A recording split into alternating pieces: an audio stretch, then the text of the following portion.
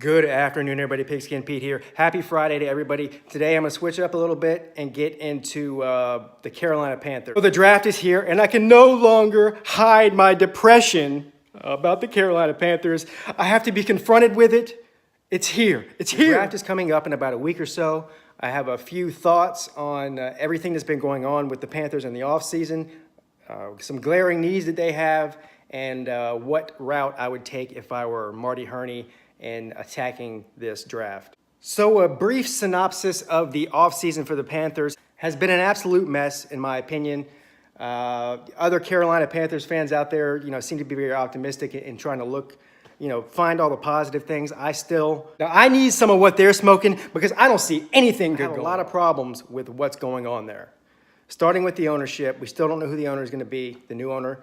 Of course, I've already spoke ad nauseum about I don't like Marty Hurney, the general manager, being rehired after Gettleman went to the Giants.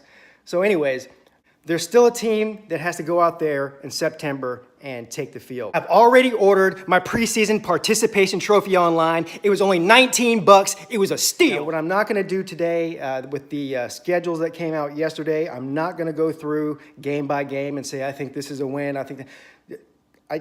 that's all. I mean, they could go 0-16 for all we know, or they could go 16-0. Did he just say 16-0? Panthers schedule this year, they do play the NFC East, which is kind of scary. The good news is they get the Cowboys and the Giants in Carolina, but they do have to travel to Philadelphia, which I'm chalking up probably as an L, and they do have to travel to Washington, which could go any way. I am happy to have the G-Men and the Cowboys and Carolina, though. I would actually like to probably go to that Cowboys game. I might actually have to think about looking into doing. Now, if you just look at the needs for this team, you pick your position, and that's where they need people. Yeah, can I get one of those cornerbacks? Yeah, that offensive lineman looks good. You got any running backs on sale? How about a wide receiver? We really need a wide receiver. Cornerback, safety, big needs. Offensive line, big need. Wide receiver, deep threat, big need. Running back, big need. We had McCaffrey, but he's not your short down, he's not your between the tackles running back. So we need a power runner to complement McCaffrey in the backfield. I mean, the Carolina Panthers team has always, when they're successful, and the way that they're set up with the kind of quarterback they have, is they play strong defense, they run the ball a lot, and they take shots down the field. That's the only way they succeed, is if they can do those three things. They always have a great defense, so other than the secondary, I'm not too worried about the defense. I think that they'll be okay. So at the cornerback position, now the Panthers have, I think, what is it? 24th overall pick in the first round. Let's see. Add the 2, carry the 1, -5. Yeah, that sounds right. Justin Reed is a cornerback out of Stanford, who, if he should still be available. I think, of course, Fitzpatrick, and there's a couple of other guys that are probably going to go before the Panthers have a chance to make their first pick. So this kid is a great player out of Stanford, and he would be really kind of a steal to get at the 24th pick. So if he's available, I would think about getting him. He played for a college where the mascot is actually a tree. I mean, he's got to be back out of Georgia, Nick Chubb. I believe that there's going to be 2 or 3 running backs go before Nick Chubb that'll probably be selected before the 24th pick. Now, if Sony Michel is still available at 24, which he may be, maybe not, probably not, then I would probably pick him up. Clearly, Barkley's going to be off the board before that. And there's another guy, the guy out of Wisconsin, I can't think of his name right now, that's probably going to be gone too. But anyway, Nick Chubb, Sony Michel, the young man from Wisconsin, any of those I would take at the running back position in the first round if they're available. We really need a wide receiver. You hear me, Marty Hurney? Hello? Hello? You hear me? McFly? Wide receivers. So Calvin Ridler's probably going to be gone by the same story. The Panthers need a deep threat receiver. They just do.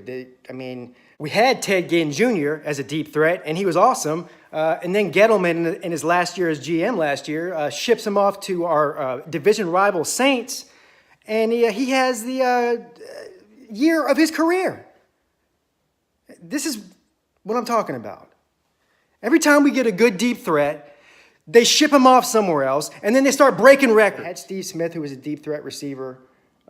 Greg Olson's probably the best receiver on the team as a tight end. He's getting older, okay? And it's unknown whether or not he can stay healthy for an entire season at this point. I love the guy. Don't want him to go anywhere. I still think he's the top 3 tight ends in the NFL to date right now. But the bottom line is he can't be the deep threat and the tight end, and he's got to have some help down the field. Somebody get this guy some help, for the love of Christ. So Calvin Ridley is one I would definitely take. Now I believe there's really going to be not a lot of wide receivers in the first round here, so I could see the Panthers picking up some really good, getting a good deal on some really talented receivers, maybe second, third, fourth round picks. And at that time, my boy Deion Kane out of Clemson, he's definitely a deep ball threat. He would be a steal to get in the second or third round. Last but not least, we need some fat boys up front. Yeah, I said it. Fat boys. The fatter, the better, to clog up that rush lane. Offensive line, another big need. No way Quentin Nelson's going to be on the board. There's a lot of good offensive linemen in this draft, though. So I've just given you, saying with the 24th pick, and I've given you like 5 or 6 names to take with that first pick, right? Well, you can't take 6 guys with 1 pick because it's impossible. So which one of these would I rather see them take out of all of them? I would say probably getting one of these really good running backs off the board in the first round will be my choice. Run, Forrest, run! Getting back to Greg Olson, because I have an interesting thought on this that may shock some of you. We do need to draft a tight end or pick up someone, from another team, but there's not really anybody that's available that's dynamic enough, or at least for the future, to succeed Greg Olson whenever he does go or gets injured. The best tight end in the draft is Hayden Hurst from the University of South Carolina. Hold on. Can't believe I just said that. Give me a second to recover. All right, I'm okay. I would love to see the Panthers pick him up.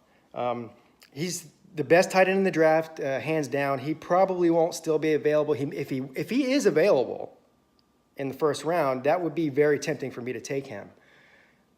He's a great player. He was extremely underutilized at South Carolina. If you look at his stats, and then you look at the combine and all of his measurables, there's no excuse for why he was not like one of the most dynamic offensive players in the country last year.